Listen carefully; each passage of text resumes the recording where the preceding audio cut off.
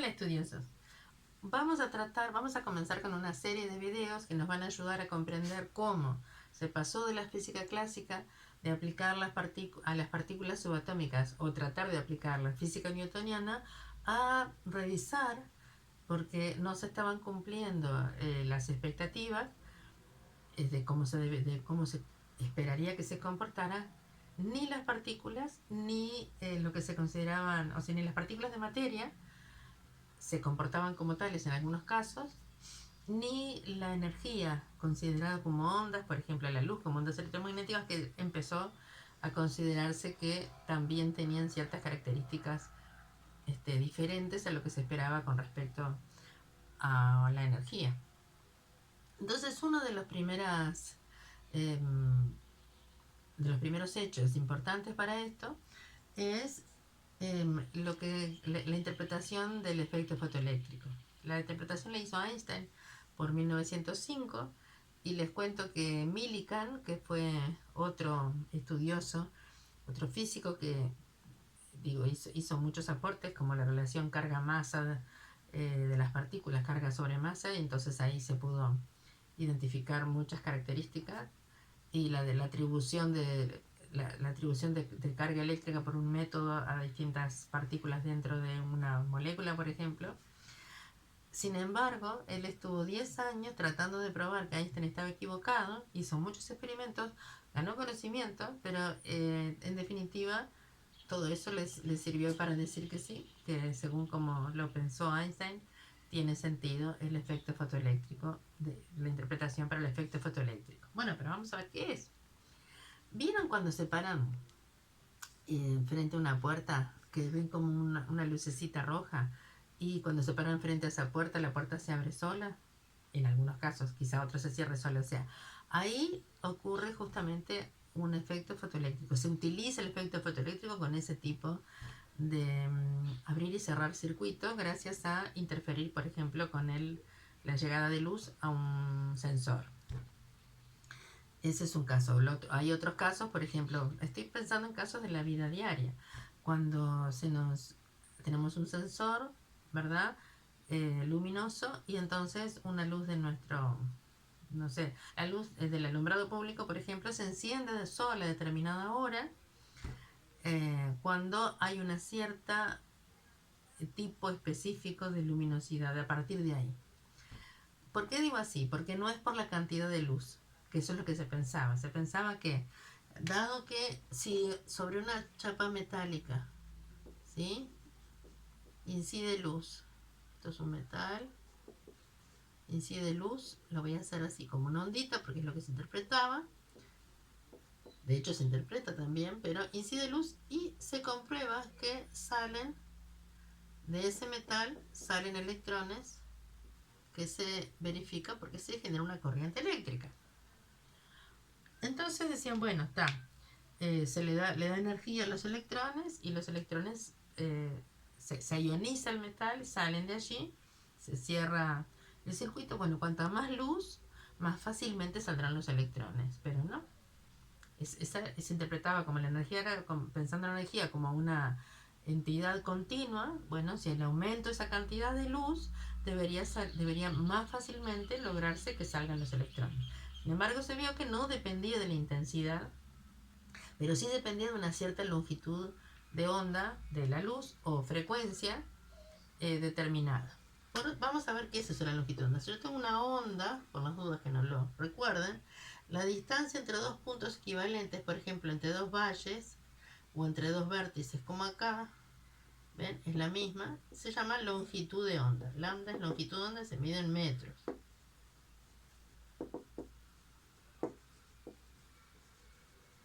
Pero para una onda determinada, justo un poco antes Planck había planteado, ¿sí?, que la energía de una onda electromagnética sería H por C sobre lambda. Y C sobre lambda se le llama frecuencia.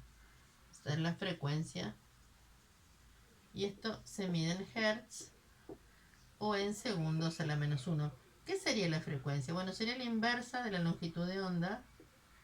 O sea, no es la inversa, es inversamente proporcional a la longitud de onda.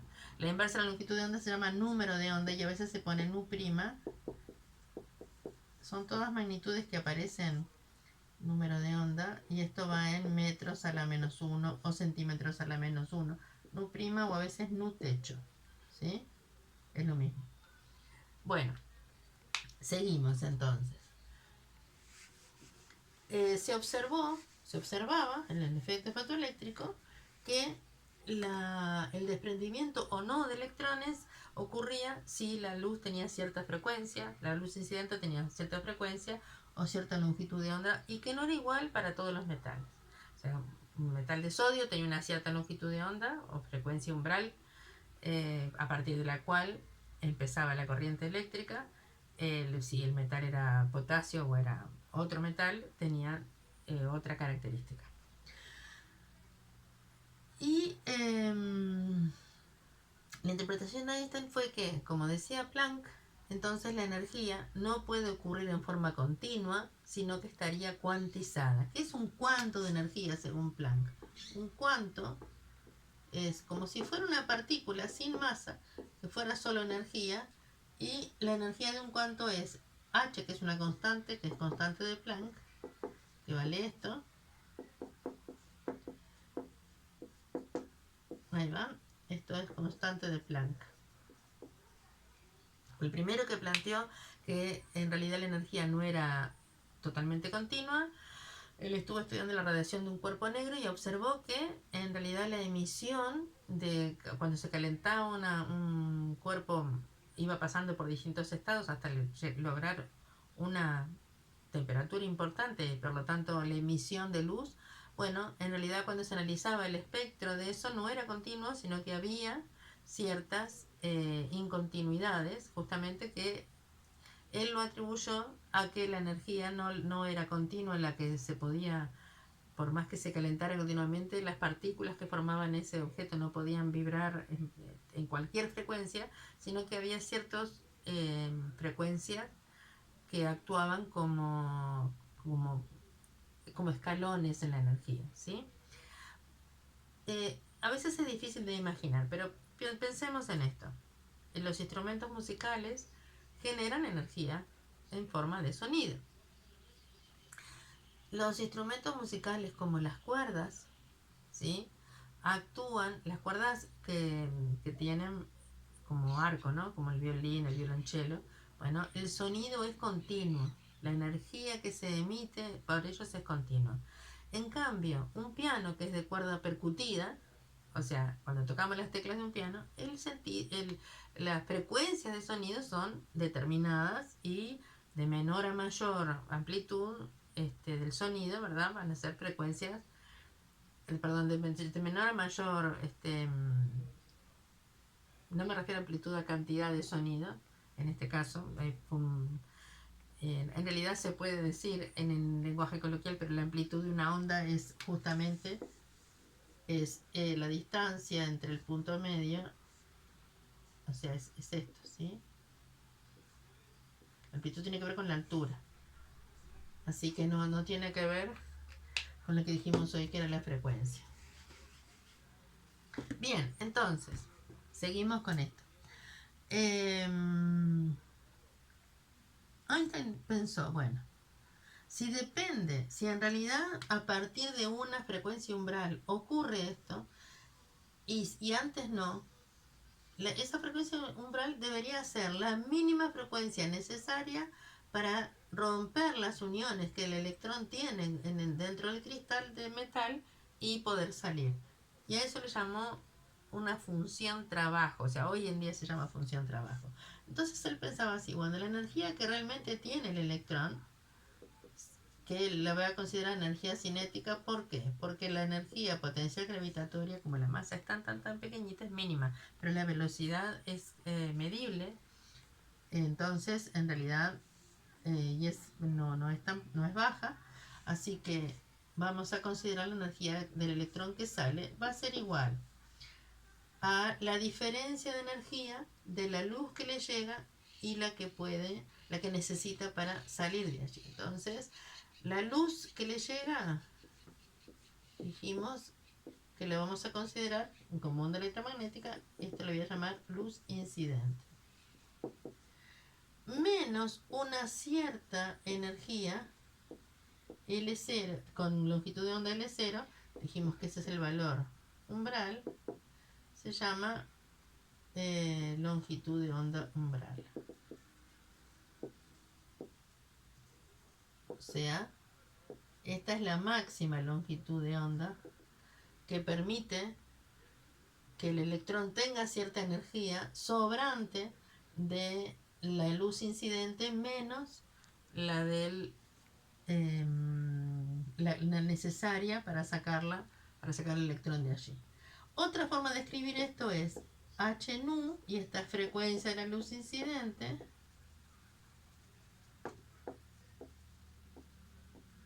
menos la frecuencia umbral. Nu sub 0, esta es la frecuencia umbral. Y ahí sí, es la mínima a partir de la cual ocurre el efecto fotoeléctrico. ¿Sí? O sea, si no hay corriente eléctrica, quiere decir que la frecuencia de la luz incidente no alcanza a superar, porque piensen, estos son todos términos positivos, ¿no? La masa, la velocidad al cuadrado son términos positivos.